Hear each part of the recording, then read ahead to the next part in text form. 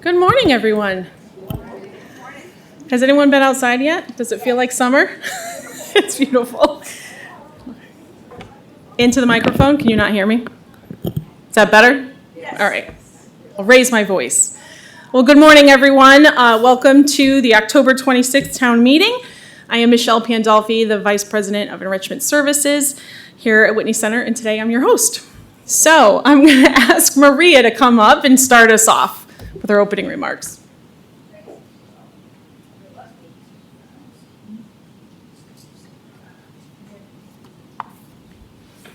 Hi, friends. I'm Maria La Sala, the Spiritual Care Coordinator at Whitney Center. It's good to be with you today. As you know, many in this community have been shaken by the recent events taking place between Israel and Gaza. The suffering and the tumult that we have seen and heard has been a focus of our conversations and our attention. Some among us have found themselves comfortable giving voice to their emotions, and others find themselves not knowing what to say. We gathered as a community 2 Fridays ago to pray for peace, to hear words of hope, to sing together, and to lift up the names of loved ones living in Israel. For those of you who attended, you know what a powerful act of community that was as we came together to support one another. And even as we continue to experience heartbreak, it is important that we remember and strengthen the ways we care for one another in community. We have mirrored compassion, and we continue to hold on to hope in what is a very complex global world. This can be a time for all of us to recognize just how fragile life is and how we, as the Whitney Center community, can be good neighbors to one another. The other day, during the women's group Zoom call, we talked about how to be a good listener and friend. Referring to an article written by a teacher who day in and day out wonders how best to care for her students, the article began, "Do you want to be heard, helped, or hugged?" That's probably a good starting place for most conversations during stressful times. Checking in on the people around you, educating yourself about what is happening now, and reviewing the histories that have led to this moment. All these things will be important and will make us better neighbors to one another. And if you see a friend in distress, ask, do you want to be heard, helped, or hugged? And Peggy, I'm looking at you because I'm encouraging appropriate precautions on the hugs.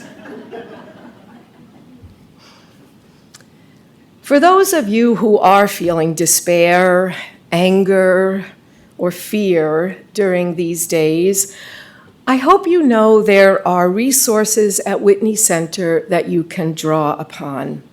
I'm here.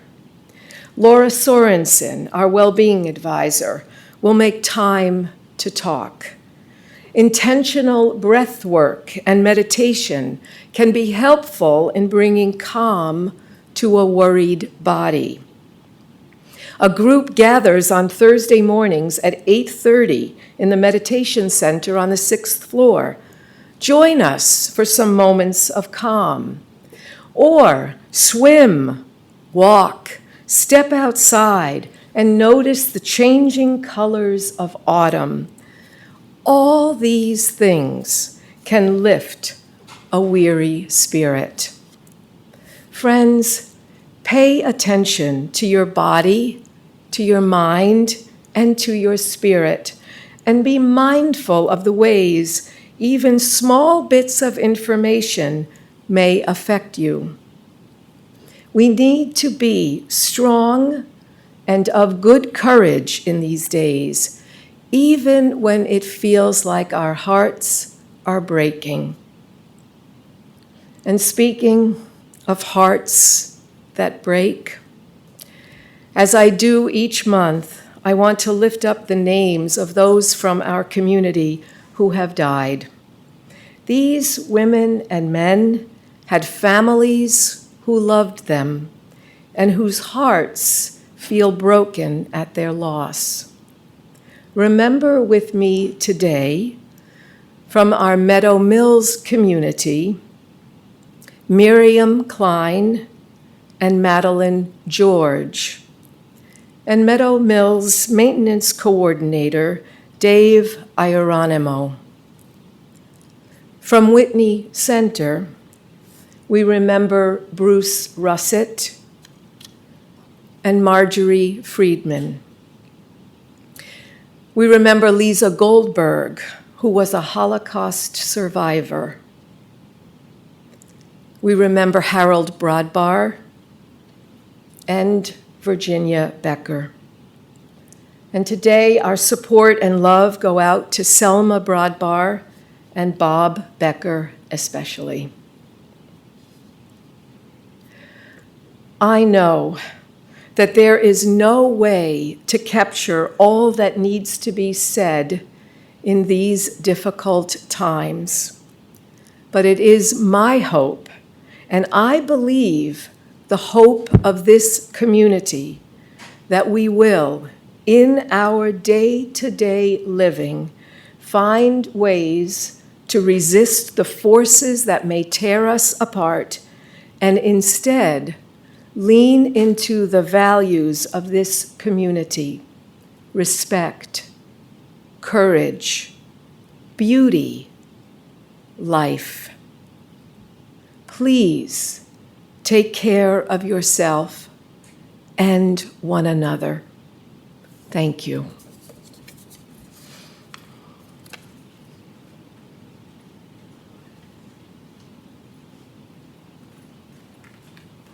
Thank you very much, Maria.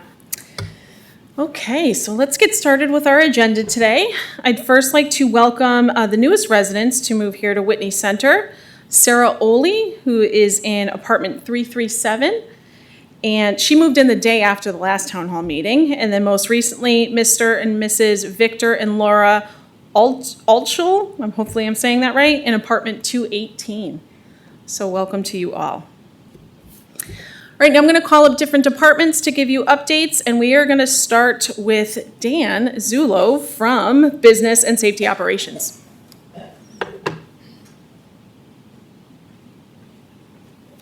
Morning, everybody. Some updates from our departments here. Snow's around the corner. Nobody likes it. We don't like it either, but it's around the corner. So we've been working with our snow contractors this past week, getting a contract together, making sure that we have all our ducks in a row for that. We're getting all of our equipment prepared outside, all of our snow blowers and our trucks, making sure the tires are good, all the snow blowers are ready to roll, and we're pretty prepared with that. We have maybe another couple weeks and we'll be totally ready with that stuff. It's also turning into heating seasons now, usually around November 1st, as I've spoken about in House and Grounds for those of you that go to that, is kind of our time frame where we start thinking about changing equipment over from cooling season to heating season. We've had some contractors here the last couple weeks doing their fall preventative maintenance, which is for belts, greasing of items. Are there any pumps that might need some TLC, different things like that. They're almost finished with all of their PMs, and the reports that I've had from them is all of our equipment is in very good shape, running shape, and over the next couple of weeks we'll finalize some of those changeovers. I want to speak a little bit about last town hall. I talked about that fire alarm that went off, and we had a long conversation about that. Since the last town hall, there's been a large group, maybe 12, 13 of us on the management team that have gotten together about next steps, how to prepare better and come up with some documentation and some training for both staff and for residents. We've talked about the potential of doing some drills, different things like that. I've also met with a member of the Residents Council, and we met with a focus group of residents as well, which we had a lot of great feedback. We had really good conversation about how we could move that forward, what information should come forward. And I would say we're maybe 70 to 80% complete with all of that before we're ready to present it to the community. Hopefully in the next couple weeks, we can wrap all that up, and then we will talk about it. I will send out a memo, and we will talk about all the preparedness. We will talk about doing a drill, how that would look, and be also looking for your feedback at that time, as I had plenty of emails after the last town hall for feedback as well. So I'll talk more about that going into November. Like I said, we don't have that totally wrapped up yet, but we're very close. The last thing that I wanted to address is the south building elevators here.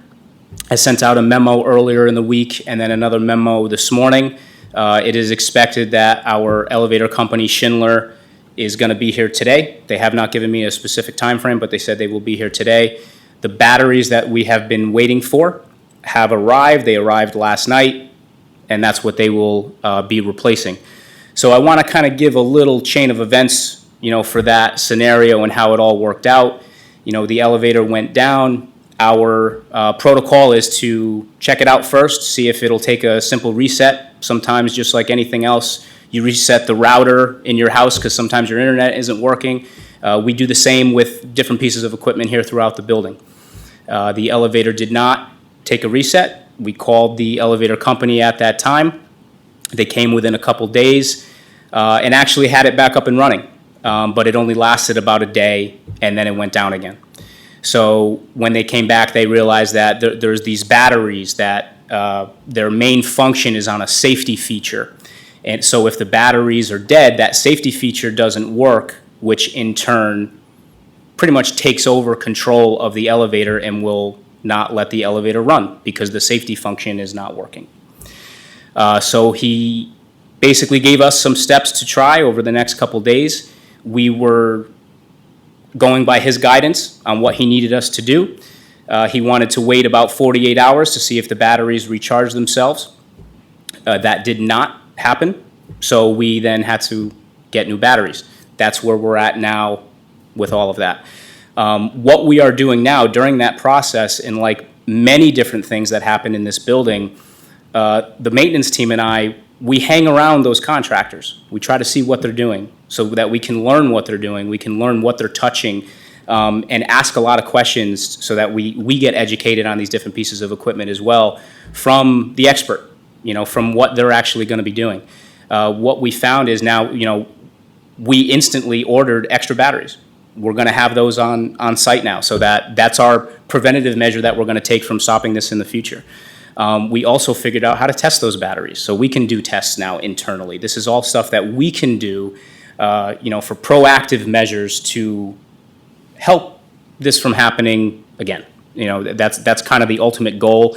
Anything that we ever find wrong with any piece of equipment, we always try to dig deep and try to find the cause. Sometimes we can't, sometimes we can, but what can we do now? And that's kind of where we're at. So we'll have those batteries. Each elevator uses 4 batteries, so we've ordered a whole new set of 4 so that we can replace that. And if we ever needed to use those, we instantly order another set of 4 so that we always have those on site here. And those are the steps that we're taking. I had quite a few questions on what if both elevators went down at the same time? And I did address that in my memo earlier in the week, but I want to talk about it here again because yesterday the elevator actually did go down. And it was very brief. I think it was less than 10 minutes that it was actually down. But I can completely understand the anxiety that would create, right? The angst that would create and the concern to where what would happen, if that were to happen for a longer period of time. Maintenance and security were right on that. I actually came at the tail end of it. The maintenance guys already took care of it. Were able to reset the elevator. Kind of attributed it to we think that the door got bumped, which happens, and it usually just takes a reset and everything's back up and running. So if both elevators ever were to go down, we would follow our same protocols, right? We're going to try the reset. We're going to try to do everything internally that we can. If that doesn't work, there always are emergency measures that we can take. So our partners, Schindler, who does our south elevators, and ThyssenKrupp, who does our north elevators, they have an emergency line that I would basically call this emergency line, tell them what is going on, and whatever tech is in the area would basically drop everything he's doing and come here. It would move us to the top of the list. We would become the #1 priority. We've been on the other end of that. I've had technicians here working on an elevator for us and say, hey, I have an entrapment in another facility. Somebody's trapped. I got to go. And that may take him another day then to get back here. But obviously, that's the priority. That's the emergency. That's where he has to go. We would fall under that same category, right? So we would have a technician here, in a very short period of time to start facilitating. Now, what would happen if he needs parts? They always have certain parts on their truck, right? They have other parts in warehouses, different places like that. What if it's something that needs to be ordered? Most parts can always be overnighted if there's an emergency situation. Certain parts cannot. These batteries were not able to be overnighted because of the material of the battery, in addition to the weight, is how it was explained to me over the phone from our field rep. But he said the majority of parts we can always get overnighted in an emergency situation, and then we would have a tech there as soon as the parts came in to take care of that priority. So we would, in those situations, if it were to be for a longer period of time, we would be able to assist with needs that may happen, with residents in the South Building. We could bring food to your apartment, right, if we needed to. We could bring services to your apartment if we needed to in that kind of situation. We would be completely involved, all hands on deck in facilitating, whatever needs were to happen. There's obviously always the stairwell. Some people can't use those well. The fire department is always somebody that we can rely on to assist us with those kinds of things if we needed to bring certain services to some people who couldn't help themselves. One thing that I also want to remind people of is in a real, true, dire emergency, fire departments here, something's happening, they could shut the elevators down because they don't want anybody traveling on them anyways. You may have no choice but to take the stairwells and for us to facilitate, those stairwells because the elevators are shut down, and in that emergency situation, they're deemed an unsafe, plan of travel. So that's kind of where we're at. I've had a lot of emails, a lot of great questions that I hope I've answered well. I'm happy to answer more questions as well. I'm not hard to find. I'm always around. I'm in the hallways all day. And my email, I always check my email throughout the day if anybody has further questions, that I can help lessen some anxiety about anything. So, yes. He'll bring you a microphone. Hold on 1 minute. I have a question on the elevators. My wife and I came here a year and a half ago from a co-op apartment in Great Neck, New York. Okay. There were 50 residents in that, 50 apartments, one elevator. Never once in 5 years did that elevator ever break down. So I wonder if the problem was too late to fix it. Might be attributable to the fact that the original design of the elevator was wrong. That's all I can say. We never had a problem in 5 years of Great Neck. Okay. So in response to that, all of our elevators here, we have preventative maintenance programs with our contractors. They come, it's about 4 times a year. In the north, they do all the north building, 4 times a year for the south. One of them is an annual, which is a much, much deeper inspection on all of our equipment, different things like that. All of those inspections, if anything were to come up, they would fix it on the spot. There's nothing that they would ever say that if anything was ever unsafe, they would never let anybody ride it, right? They would lock it out and we wouldn't be allowed to use it. So we do have those inspections. We also, we do our own inspections. We check those elevator rooms.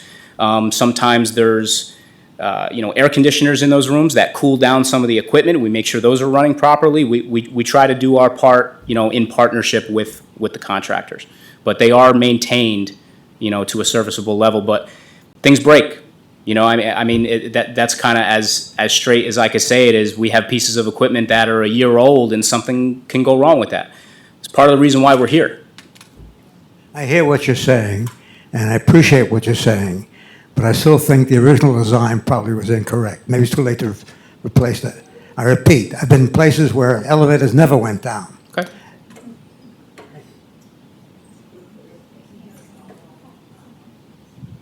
Any other questions?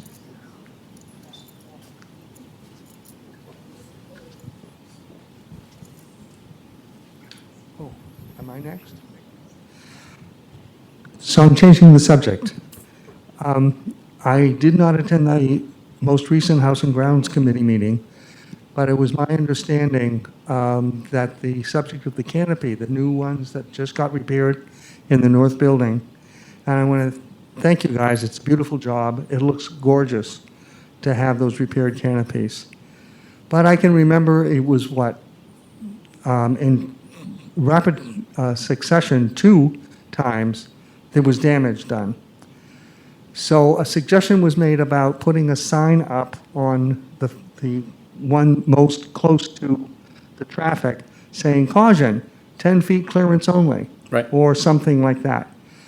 And the comment that was made at the time by administration was, and forgive me if I get the quote wrong, is it was considered a good idea. Knowing that that's a positive step in the right direction, it would be great to know timeframe, specific timeframe, when that consideration will produce results. When will we hear back from administration on what is it going to take, what is it going to cost, and when can it be done? Because I really would like to see them stay beautiful as they are now for a really long time. Mm-hmm. Sure. That is one of the things on our list to continue to talk about. These elevators, the recent issues we had with that fire panel situation, those kind of took precedent, for some energy that we were spending on different things. But that is, I have it. So this notebook here is my life. It's in here. It's one of our items to discuss, and as soon as we have answers, we bring it to House and Grounds. I can certainly bring it to Town Hall, as well, once we have those answers. But right now, I just don't have anything for you right now. Not on that item today. I don't have that today. So am I correct in hearing that, excuse me, we will have an extra set of batteries for the elevator in-house? Correct. Oh, okay. Yes. Yep. Each elevator has 4 batteries. We're purchasing 4 batteries to have spare, so we could change the whole everything out. So we're not just changing, one for one. Yep. Okay. Thank you.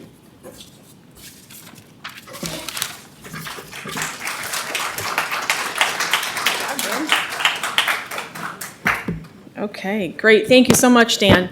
I'd also like to call up your president of Resident Council, Lynn Hawkins.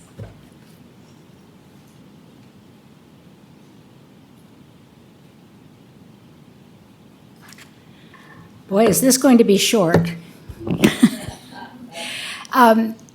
Evie Krevelin has asked that I underscore that the Art Gallery Committee is looking for works of art or craft, something you've made yourself or painted or sculpted or knit or sewn or all of the above, collage, mixed media, for the gallery show January 19th. Now, January 19th seems like it's a really long time away, but the Art Gallery Committee always prepares way ahead in order to collect things, decide how to put things together, and finally present the exhibits that we all enjoy along Main Street.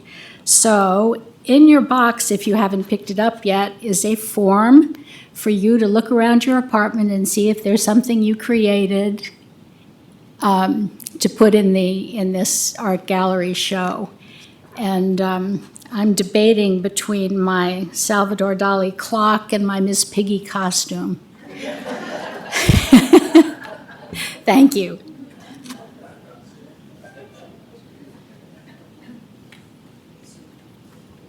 Okay, thank you so much.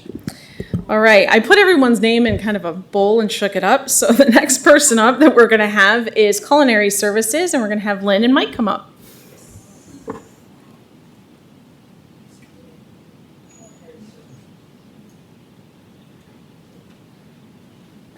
Hello, everybody. This is a first for me, but I'm Chef Mike DeRazio. If you know me, welcome.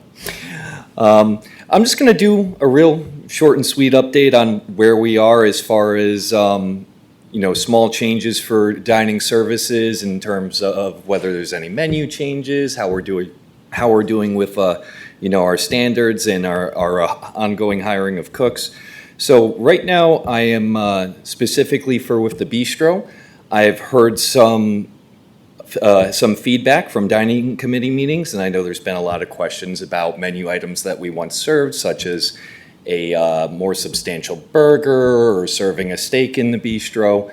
And I am aiming to add that back to the menu for dinner time within the next 2 weeks. I have to say that tentatively, but right now I am aiming for by November 6th that will be available in the bistro for dinner 7 days a week.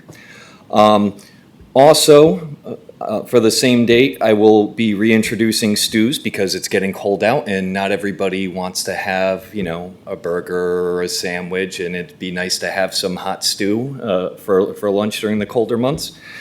As far as cooks and service, I hope you guys are noticing a much more substantial and speedy service. I'm hoping I've really noticed a change in how my cooks are working in delivering their meals. It's my hope that we're going to keep elevating that to a higher level and that it will be reflected in how you enjoy your food on a daily basis. Other than that, the only thing that I would say is we are having a beer tasting tomorrow in the pub. So anybody who would like to attend, please come on down. We'll definitely have some food to enjoy with it, and have yourself a nice Oktoberfest themed beer. Before we have any questions, I'm going to let Lynn give any updates that she has, and then we can go from there, okay? Good morning, everybody. I just have a couple of things. I wanted to mention the reservation system. We've been working with the dining committee on suggestions and options, and we're going to keep going back to the dining committee for feedback, and we will advise accordingly. The reservation slot for the 5:45 time seems still to be the biggest time slot. Right now, we have it opened up to between 32 and 36 people for that time slot, depending on the number of servers that we have available that evening.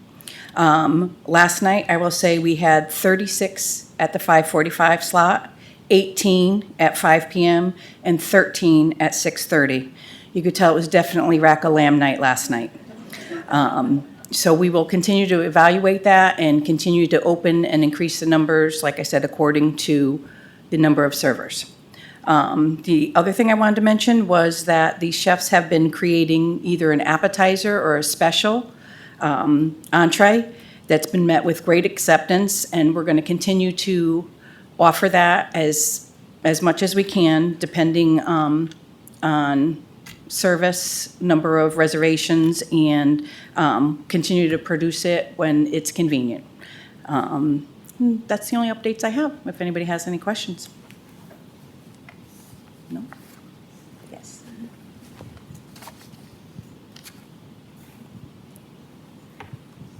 My question is, could you clarify the system for making reservations? I've been told you need to make them a week ahead. I've been told people call. I've been told people make a reservation for every day of the week, and it's kind of hard to know Sure. what is the right way to do it. Sure. So right now, we ask that it is 3 days to make a reservation. You can still make it the day of. You may not get the 5:45 time slot, but we do ask 3 days in advance, day of. The cutoff time is 3 p.m. for the day of. We do have Lakeisha, who does call everybody back that day, that they have the reservation to confirm number and party, that kind of thing. We do not have reservations a week in advance because we found that when people were making them, it's the same people. So we're trying to keep that 5:45 slot for other people to enjoy that time slot. Does that help? Thank you. Okay.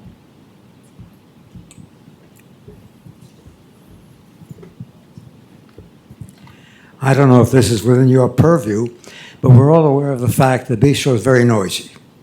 Would it be possible to introduce some noise-reducing items in the ceiling, for example, some panels to cut back on the noise? Is that possible? I don't know if it's in your purview. May I just ask for clarification? When you say noise, are you referring to the ventilation system for the grill? No, or- it's just when you sit down at the table and a lot of people there, the bistro is much noisier than the pub, for example. You can't hear yourself talk. So one way to do this is to prevent noise by reducing the noise. If you have panels in the ceiling that reduce that don't let the noise reflect, that might help. If that's possible, I don't know. Okay, that's I've never had somebody bring it up that way before. I'm gonna have to. I'm definitely gonna look into it, but I'm gonna have to talk with Dan and a couple other people to see what our options are for that and find out exactly what the issue is. If it's just too crowded and there's a lot of people talking, that's one thing. If it's coming from equipment, that's another. If it's Not from my equipment, staff, it's- that's it's a whole people. nother. It's people. Okay. But the pub doesn't have that. It's just a bistro. Okay, all right. We will absolutely look into that. I'm not sure on what the parameters are for, changing out panels or anything, but we will, we will definitely see what we can do. Mike, that's been a constant problem with the noise in the bistro for years. We had a man, Lawrence, Howie Lawrence, I think was his name, who was a genius living here. He did things for the Metropolitan. He did things for sound all over. And he did recommend something for the ceiling. It was terrific. It was a real expense, I'm sure, and it was overlooked. But you do have a problem behind that painted wall with whatever engine is running back there. And it's not just your refrigeration. It just isn't. And I don't know whether you need somebody separate to come in and analyze it again or make substitutes. That's between you and special projects. Mm-hmm. But it is, I know that, but I don't know if special projects is here. But I do know that this has, from experience, been, why would there be so much noise your end? And when you go into the private dining room, there's not a sound. So we have the PDR for quiet dining, but there is something definitely going on with the other. Okay, thank you very much. I appreciate that. I just would like to thank you for the last dining committee meeting where a variety of vegetarian dishes were offered, and wanted to let the rest of the people know who are not there that there is an attempt now to create more vegetarian options in the corner store, and less so, but beginning in the bistro. And if there's anybody here who's interested in joining me in being a voice for that topic, please let me know. Thank you. I'll make sure to let Chef Horniak know. He's been putting in a lot of work for that. Is there anyone else? All right, thank you very much. Thank you.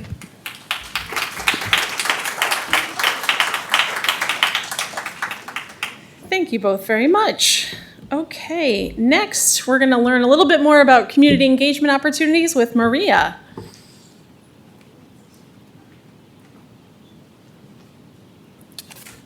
Hello, everyone. How are you? Good? Yes. How are you? Okay, well, good. Very good. Thank you all for coming this morning. It's always good to see you all. I'm Maria Freda, the Whitney Center Community Engagement Coordinator. So welcome to new residents, and we have the first first timers, and we have a very special guest who will be speaking with you a little bit later. I'm just here going to give you a couple of updates of things to look forward to. And it starts actually tomorrow night, right here in the CAC. Fellow Whitney Center resident Joan Wexler will be hosting a book talk, and it's featuring her newest publication, Make Me the Sky, and a beautiful title. A period piece featuring a young Eastern European girl who heads to America to develop from girl to woman and create a new life.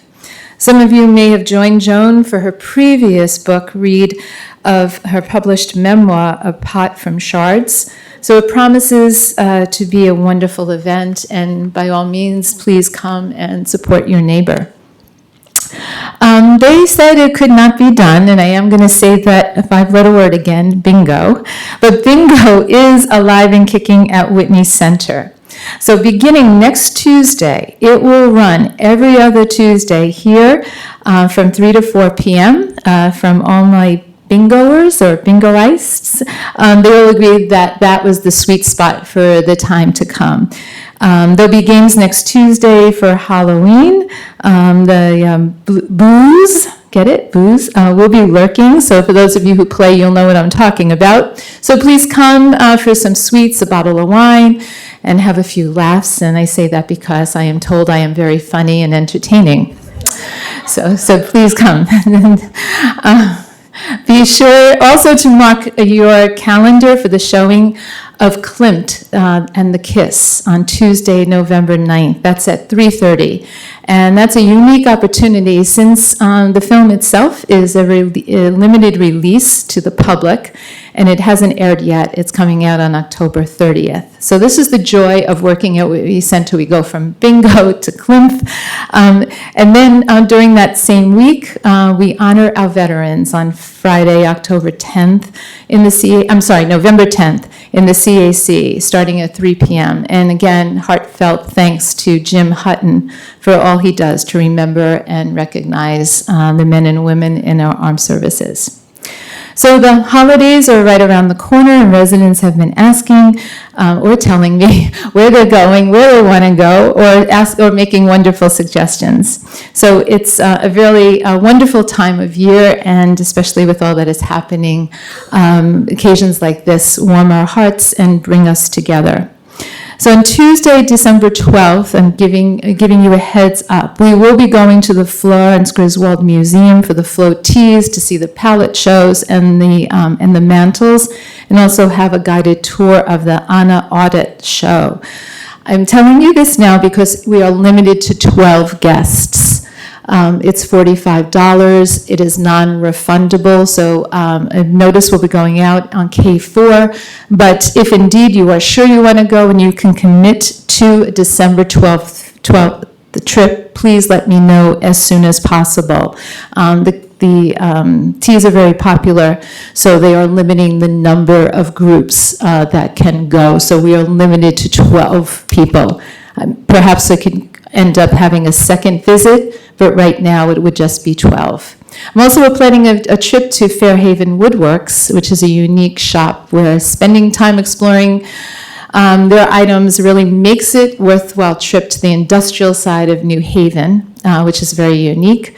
And speaking of getting lost in New Haven, I'm also making inquiries to a trip to the city's newest museum called Lost in New Haven. And it's a treasure trove of New Haven urban archaeology. So the date for that will be soon. Also, I'm not sure if I've told everyone, but Whitney Center owns its own dance floor. So I'm planning a christening for it, so to speak. So we'll be getting it out here. It's 18 by 18, and so many of you so love to dance.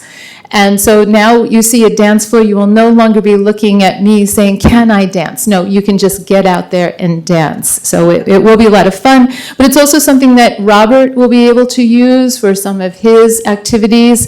It's really endless. So think about that, and I'll let you know when it's all coming out. So I know we talk about a lot of museums, but I want to talk about one of my favorite ones, and that is the one right outside these doors, and that's the Main Street Gallery. So there's a dedicated team of residents who put a tremendous effort, not just residents, but staff too, into arranging and installing the show.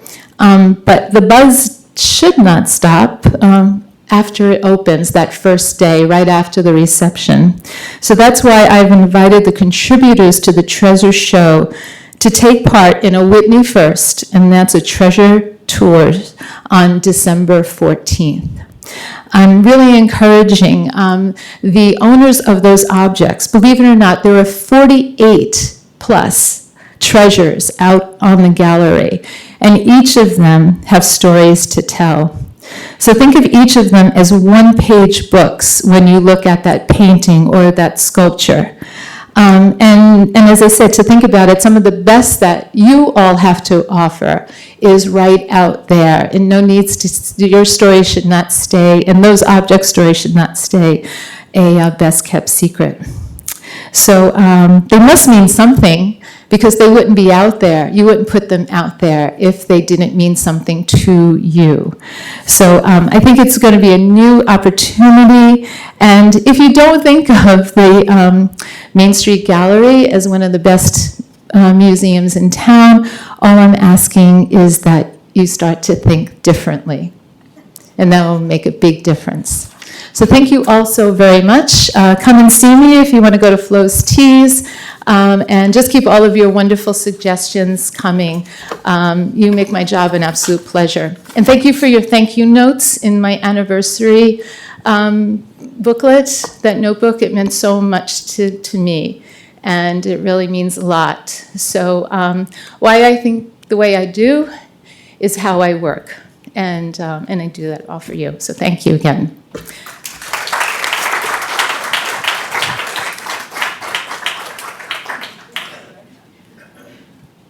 Thank you, Maria. And next, we're going to have Ann from our Financial Services Department come on up, talk about billing. Everybody's favorite.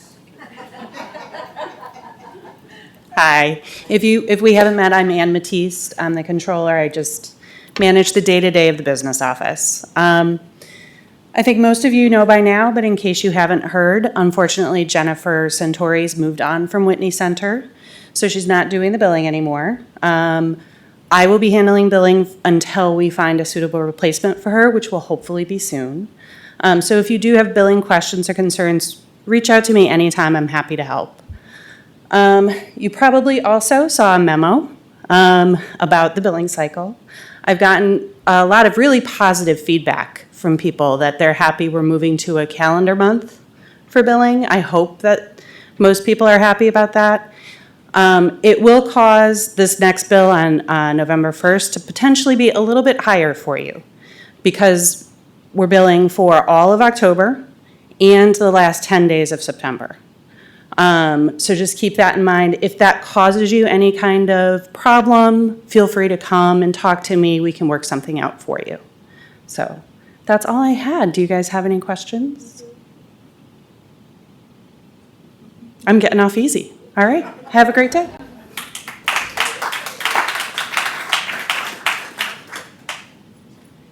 Thank you, Ann. I know that the Thrive at Home members, too, are going to be very excited about going to calendar months. Okay, next we're going to have Sean from Sales and Marketing.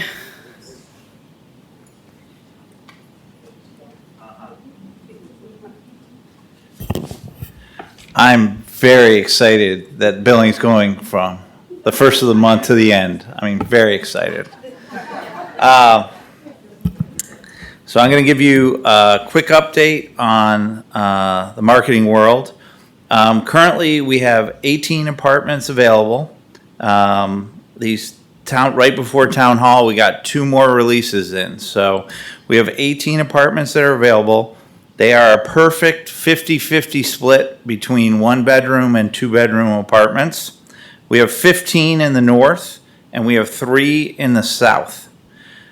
So far this year, we've had 12 releases to date, which is low. To give you guys an idea, the last 3 years, and this is for a full year, we've averaged 25. So as of today, we're at 12. There are currently 10 apartments that are reserved, 7 of which are approved, 10%ed, and then we have another 3 that they're going through the process. And a few of you have stopped and asked me about the 6th floor. Within that 10, 4 of those are 6th floor apartments. So we constructed 7 apartments. They were supposed to be ready December 15th. They're now going to be ready November 15th. But we've got 4 of those 7 sold. So that was a good idea, a good investment, and Whitney Center is going to benefit from that. We have 2 residents who've moved in since the last town hall. We're anticipating another 5 residents next month. Currently, we are, and remember, I'm going to do reserved and occupied because that's a better indication of where we're going to be going. We're 93% reserved and occupied. To date, we moved 23 residents in. 10 have moved into the north building, and 13 have moved into the south building. So again, about a 50-50 split. Thrive at Home didn't have any new members since we last met. However, we have 3 applications in process, and 18 members have joined this year. We have 95 active members in that program. And then Meadow Mills continues to do well. Typically, Meadow Mills has been running anywhere from 57 occupied apartments up to 59. We hit 60 for a brief period, but we're typically running between 57 and 59 over there as well. Out of what? Out of 60. Out of 60. The question was, out of how many? And we have a total of 60 apartments over at Meadow Mills. Any questions?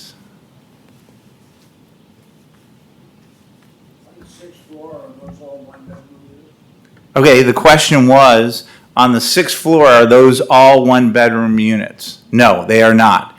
They are all 2-bedroom, 2-bath apartments. Yep. Any other questions? All right. It's all yours.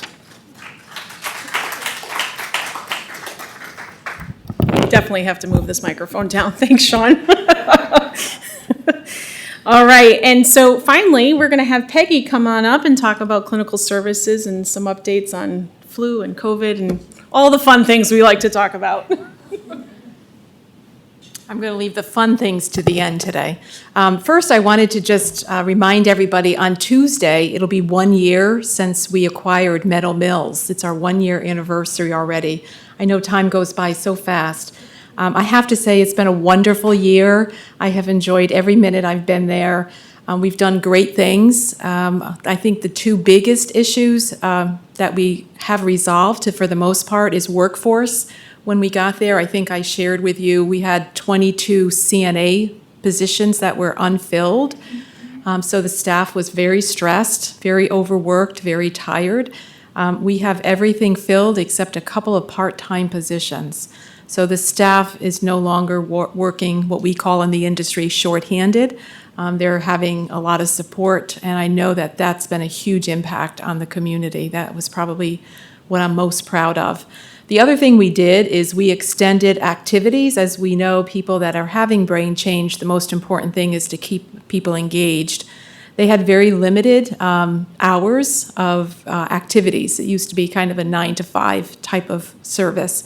We've extended activities now into the evening, up to 7, 8 o'clock at night, and as well as the weekends. So there's a lot more engagement opportunities. We're now working on breaking up those activities into smaller groups. So there's all different types of activities depending on the level of cognitive change for the individuals. So we're moving and shaking over there, but Tuesday we are having a celebratory thank you to thank the staff that have been there from the beginning of our acquisition and even long before our acquisition. We do have staff members that have actually worked there since the facility opened. So that was 1998. So we have a lot of longevity in the building. So we want to recognize, their hard work through this acquisition and changing as we change. And it's a work in progress. We have a lot more great ideas of what we're going to do in the future. On Tuesday, in this community, we also had a disaster drill. Hopefully, it wasn't very disruptive to any of you. I know Ken sent out a memo to let you know it was happening, but once a year, the Department of Public Health does require us to have a disaster drill in our skilled unit. So we did activate, the Department of Public Health did activate that drill starting at 9 a.m. and it did complete at 12 o'clock. In previous years, for many years, I was the commander, only with my given position, and we decided, other people should really know how to do this other than myself. So about 2 or 3 years ago, Ken Sandberg stepped in, and he did it for the last couple of years. And I have to do a shout out. This year, we had a new commander who did a stellar job, and that was our very own Raphael. So I appreciate, he learned from Ken and I and each other. We also had a lot of other people participate, like Michelle did participate fully. We're trying to stretch out, Sean participated, so we're trying to stretch out the people that if in a real disaster, there's a lot of people that really know how to manage emergencies. Hopefully it doesn't happen, but it's always great to be prepared. We're going to actually look at doing something on this side of the community as well, just in case something should happen over here. It's not required, but we always want to be better than what's required. As far as flu and COVID, we are COVID naive, which means we're not aware of anybody that has COVID currently in the community, which is great news. We've been that way for quite a long time. Flu shots were given out already in the campus. The nursing staff did go to your apartments this year. I'm not sure if we're going to do it that way in the future, just to prepare everybody, but flu shots were given. I had actually planned out 10 days for the nurses to get through both sides of the campus. They completed the majority of people in 5 days, so great job for the community nurses. There's still about 10 residents that have not received their flu shots, either because we haven't found you yet or because you've asked to kind of wait a little bit. Sometimes waiting is good. Everybody's anxious to get their vaccines, but sometimes waiting is a better idea. But it's the perfect timing when we did it this month. So if anybody is missing their flu shot and they need to connect with community nursing, please do so as soon as you can. We want to have everybody have their shots by November 1st. And then COVID, I'm happy to announce I will be sending something out in the next day or so. The day for our COVID vaccines is November 8th. And this year, we're very fortunate in that Omnicare CVS will be providing that service to us free of charge, which is even a better thing. So their pharmacists are going to be on site giving the vaccinations with a lot of our help. So there are forms I'm going to ask all of you to fill out in advance. I'm going to leave the forms at both the north and the south desk starting Monday. So if you could grab one, if you can't get to the desk, let us know. If you have neighbors, feel free to pick up a copy for them and just freely hand them out. If you've already had your COVID vaccine, just please let us know. It's my job to come up with the correct number of shots we need to administer. Since I don't have a crystal ball nor mental telepathy, I'm trying to put that number together because anything that we order, we have to pay for. The government no longer pays for these vaccines, so I'm trying to be reasonable. The pharmacist has assured me she'll bring extra, but again, I'm just trying to get an idea of people that have already had it subtracted from the total population and come up with that number. If we run out of vaccine, don't worry. If you're at the end of the alphabet or the floor, we're going to certainly have them come back in a very quick. She said they could do another clinic shortly after. Okay, so November 8th is the date. More details to follow of how that will work. And then just lastly, I wanted to just mention, in May we did the LEAP series, which really was meant for an educational program for everyone to kind of take away a lot of resources. A lot of learning happened during that month. I don't want it to just go away because what I'm seeing is some people are still not prepared for the what ifs. It's hard to figure out every what if in your life. But if you have a situation that you really want to just talk through with someone, reach out to me and I can certainly get you some resources to help you with those what ifs.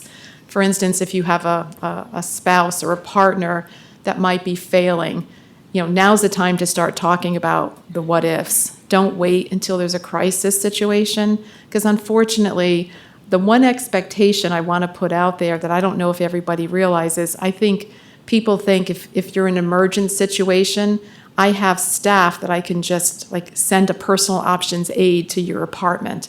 And I don't. They're all pre-assigned. So again, it's always best to prepare. So again, anything that you need, reach out to your liaisons. I know they're a wealth of information. Reach out to the community nurses, myself, anyone will help you. The more prepared we are for those situations, the better, because I don't want the burden to be on all of you. That's my entire report. Anybody have anything? Hang on. What about RSV shots? So, yeah, I'm glad you mentioned that. I'm going to order those by demand. It's not required. Again, what they're saying is you can get the RSV in vaccination, but very few people, from what I'm hearing, really want to take it because they're kind of vaccinated out between the flu and the COVID. If you can get out and go to a pharmacy and get the RSV, that would be the best. If you're not capable of getting to a retail pharmacy, or we will order it for you. But it's really meant for people that are having significant lung issues, if you have breathing difficulties, or if you have severe cardiac issues. About the flu shots, for those that were missed. Thank you. It's my understanding we go to the nurses' station here on the first floor. Yes. Thank you. And the hours that we're allowed to go there? So anyone that did miss the flu clinic itself, if you weren't available or you wanted to wait, you should go to the Wellness Center. It is open 10 to 12, I believe, Monday through Friday. So just reach out and they have a list of, they said there's 10 people missing. So if you're one of those 10 people, feel free to go to the Wellness Center and they'll give you your vaccine. They have it available every day. Which company's vaccine are you using for COVID? COVID. Okay. So CVS has told me they are bringing Moderna, which I will say in the past we've always given Pfizer. So there is some people saying, oh, I want Pfizer because I've always had Pfizer. They are saying any of the vaccines that are out there all work the same. The only thing you have to kind of give consideration to is side effects. We all the clinics we had here were always Pfizer, and we all did well. We're hoping for the same thing because we are going to get Moderna. So if you are definitely, I want only Pfizer, you should go out and get it at another location because I cannot get it for you. Well, I'm pleased that it's Moderna. There's an article in today's Times that talks about some studies. Thank you. You're welcome. Anything else? Okay, thank you, everybody.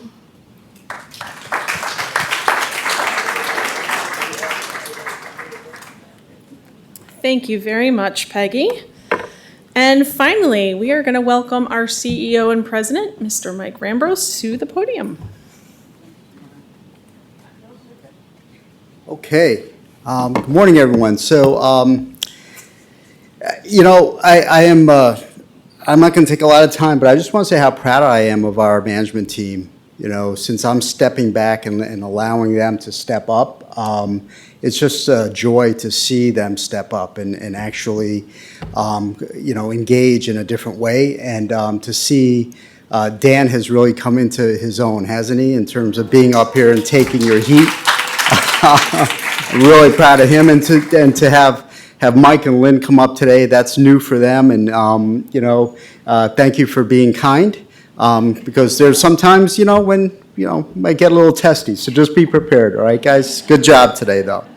But I say that to express my gratitude for the team and their development, but also to let you know that I'm not going anywhere. I'm here, I'm listening, but it's incumbent upon me to help develop our team members for their sake and for yours, to ensure that we have a stronger team that's here to serve you.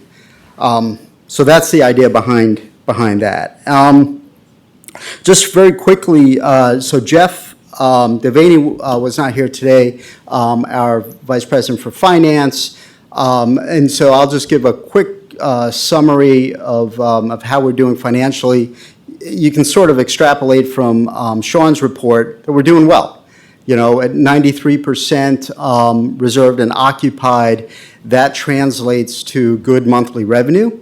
In fact, we're ahead of budget in terms of monthly revenue overall, not only with the independent living apartments, but generally speaking. We're managing our expenses well to budget, and we're actually ahead of budget in terms of our performance year to date. And so we're doing better than we projected, which is good, and we're continuing to trend in the right direction. So that's, I think Jeff would probably make it shorter than that, so that's the report. A couple of quick things. The next month, we are going to, our board meeting is on November 16th, I believe, because it's a shorter month because of the Thanksgiving holiday. At that board meeting, we will be presenting a budget that the Finance Committee has been working on.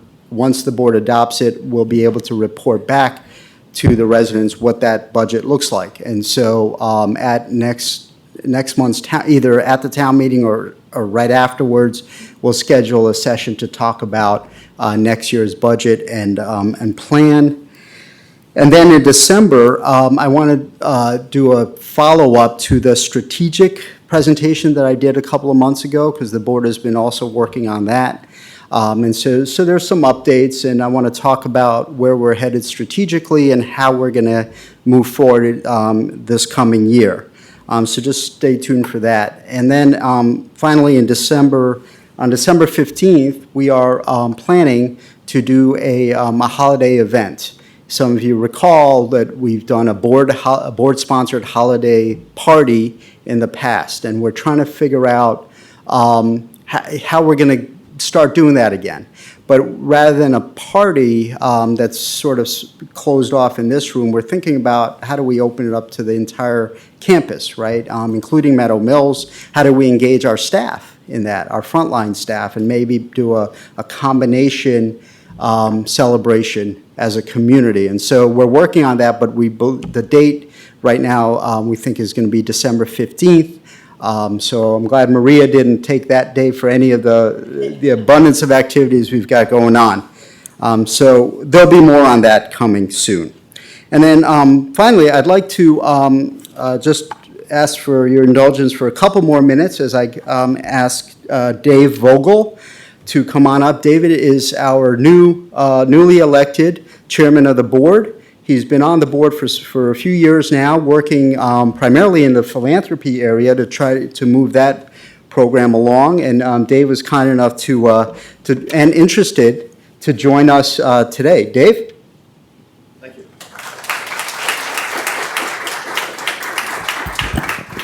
Thank you, Mike. It's my first town meeting, so it's great to see so many people here. It's also kind of scary.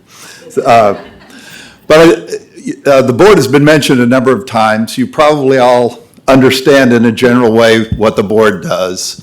So I thought maybe I'd just put that out in the simple terms that I kind of understand and maybe send you a message from the board side. First question would be, what is the board? There's kind of a dry technical answer to that. You would imagine that most companies and businesses do have a board that helps them. And we are a group of volunteers who serve in that function for, kind of in a technical sense, the business side of Whitney Center. And along that, we have fiscal responsibility as one of our bottom lines. You know, in the nonprofit world that we all are existing in, that kind of means analyze the risk, don't let the place go broke, right?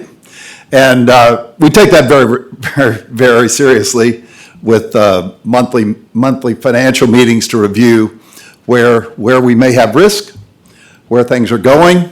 We live in a very complicated world. We don't control most of what happens to us in our lives, and we certainly don't control a lot of what happens to us on the fiscal responsibility side. But we also deal with governance. So one of the responsibilities of the board would be to hire CEO, the top of the chain, and to give performance reviews in that regard. And also, we have a strategic role. And where you may be most aware of how we've functioned in our strategic role, the recent acquisition of Meadow Mills was a piece of which the board had a fairly significant role. So that's kind of, that's what we do, a little bit, raw, bland technical terms. I guess the other question you should have would be, who are we? We're all volunteers, as I said. We have residents who are on the board, and we have, and the group of non-residents, a lot of professionals, a lot of people who bring a lot of resources to the board. There are people who are involved in aging services, business management, legal, lawyers, they're everywhere, financial services, healthcare, education, a wide range of skill sets, knowledge, wisdom, to help our collective organization move forward. My particular, I guess what I particularly may bring to this equation would be problem solving, team building, and in my professional life, as was mentioned, the philanthropy side, which we've really, even though we're a nonprofit and have been ever since our founding almost 5 decades ago, we've only in the last 5 years actively engaged in philanthropy. And I would like to say that along with that newly enjoined philanthropic mission, we've had recently here 100% of involvement in our board members who are not necessarily I can't really speak to all the motives that bring board members to this effort, but they are 100% on board and have made philanthropic contributions to Whitney Center as a group, which gives me a great deal of pride that they care enough to do that as well. Along with that, you might ask, well, how do we get, why philanthropy? And as I have spoken here about this before a little bit, but I think philanthropy gives us a real chance to aggressively realize both the promise and the potential of the fullness of your community that you live in, and to really have give Whitney Center an opportunity to be a leader in this sphere. I think philanthropy is an integral part of that, and I'm proud to say that we've been really working hard. So that's kind of who and what, and I'm going to just close with saying the most important part of it is that we form a part of a really big team. It's a team of residents and staff, the Thrive members who are part of our community, Meadow Mills here at Whitney Center, and that team effort is sort of focused in a similar way to your residents' council. We have committees. Our committees are not just comprised of board members, but every board member, and there are about 15 of us, I think, something my memory served, every board member sits on a committee, and the committees have residents, and they have other experts from the community and people who we can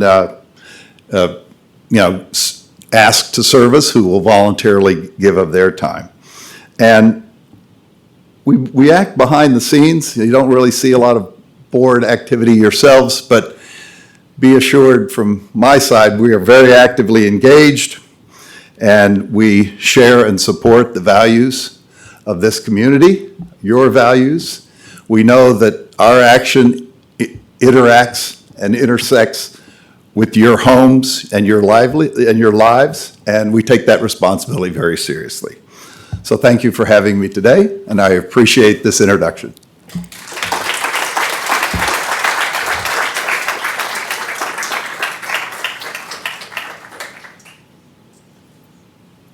Okay, thank you very much. Are there any final questions? Again, I'm short. Yes. I'm gonna get a microphone for you. My question's about cleaning out the apartments. Sometimes when apartments become vacant, there are really good things in it. I was involved a little bit in when Rhoda Cohen died, and there were things in her apartment that her daughters couldn't use, and they had to pay somebody to take them away, like a really nice TV and a really nice cabinet. And I'm wondering if there's something like, could people in this situation, could they put things up on the bulletin board saying what was available? The one by the mail room, or maybe in the staff room? Is there some kind of way that people can make known to the community that there are good things on offer? That's a great idea. Mike, do you want to address that, or? Okay. Thanks for that question, Debbie.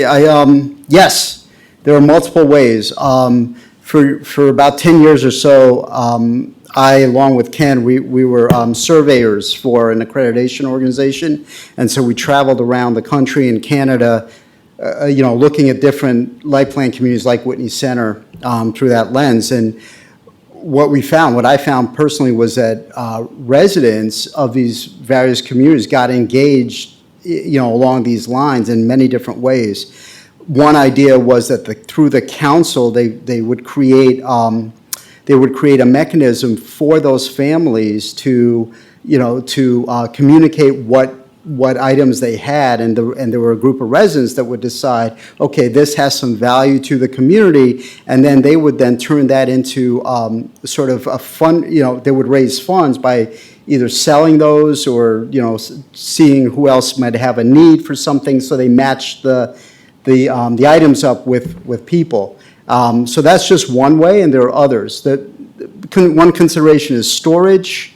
How do you do that? We used to just say to folks, just leave it and we'll take care of it. Then operations, our team had the burden of either storing and then managing all of that, and that's not reasonable. However, if residents wanted to form some kind of mechanisms for this, I'd be happy to contribute some ideas.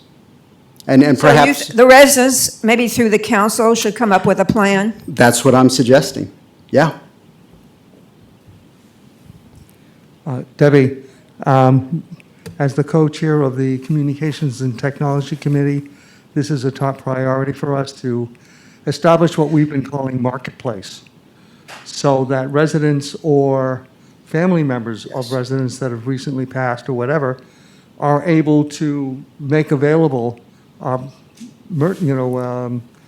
household items or whatever they are. So that is a work in process, and we welcome you to join our committee to work on that. Cool.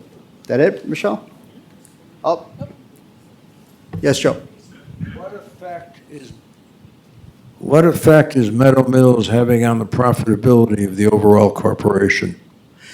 It's actually having a positive contribution. We didn't expect it so soon, but because of the way that it's developed over this past year, it is sustaining itself and making a very small but positive contribution to the overall operation. Yeah. Yes, Greg? What are the plans for exterior window washing? The plans for, I have no idea. Okay. So Barbara tells me that the exterior window washing is complete and we're working on the interior. So I see some hands up, so perhaps you didn't see it or your windows are still dirty, I don't know.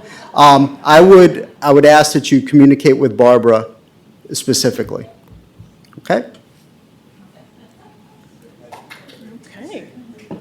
All right. Well, I am very pleased to announce that we have finished before noon. So go and enjoy your lunches, try to get outside, enjoy the warm weather today, and have a great day.